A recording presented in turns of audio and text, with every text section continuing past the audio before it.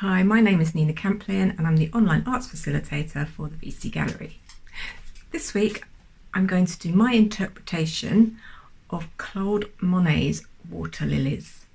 I'm using a recycled canvas, and this was a part of a triptych called Reflections in Water. I just thought the colours would be appropriate to have as a base for the water lilies. I'm starting with, I've just got basically the primary colours.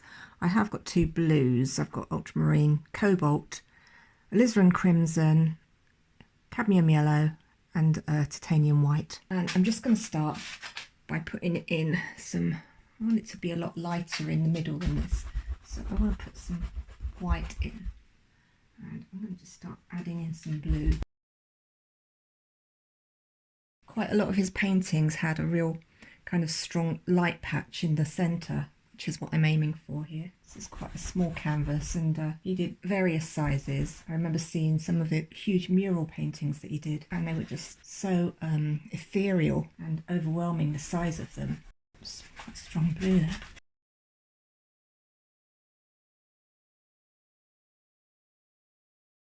What he quite often had in his pond paintings was the reflection of what was beyond the pond. So there would be sometimes some trees reflected in the rear, and then it would go into sky at the bottom. So that would be a reflection of what was on the other side of the pond. So I'm going to start putting in at the top here just some greens to start giving an indication of the trees that were behind. He often did these as lots of very, very small brush strokes. Mine's probably a bit large. When you do yours, you might want to use a smaller brush or a larger canvas, and just keep building it up using different mixes of the blue and the yellow.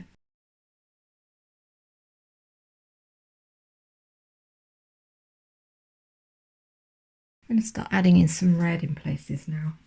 This is alizarin crimson I've got here, mixing it with the blue. Just trying to blend it out a bit now, keeping the light area in the middle here. I want it to come into more of a violet colour at the bottom, mixing the red and the blue together. Still keeping it quite abstract at this stage, because you have to remember that Claude Monet had cataracts when he was painting a lot of these paintings, so his eyesight wasn't that brilliant, so what he was seeing was quite blurred, and I think he painted it the way he was seeing it.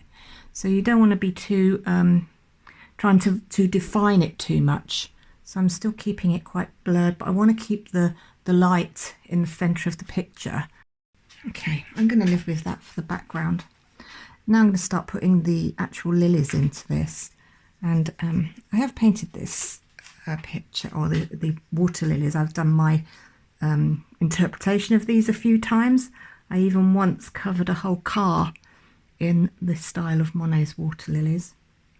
So I'm going to start putting the actual lilies onto the top of the water now, and that should make this sit right back. So the green needs to be quite different, and these are all going to be quite horizontal. The brush strokes for these need to follow the surface of the water. And you just put in little islands of these water lily leaves in, and then as you get towards the front, the size of the leaves will get bigger.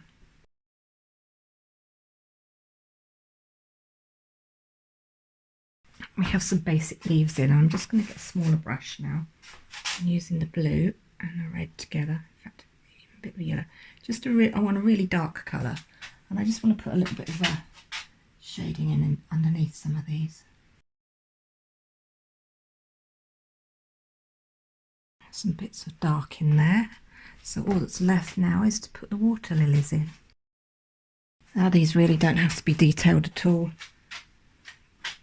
You can literally just have taking the white with a bit of pink on it, and we're just going to blob these in.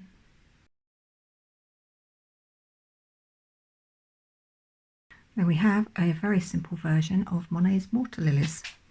I hope you enjoyed watching that little demonstration, and if you do give it a go yourself, please do post it onto our VC Gallery Facebook page, and I will see you again soon. Bye!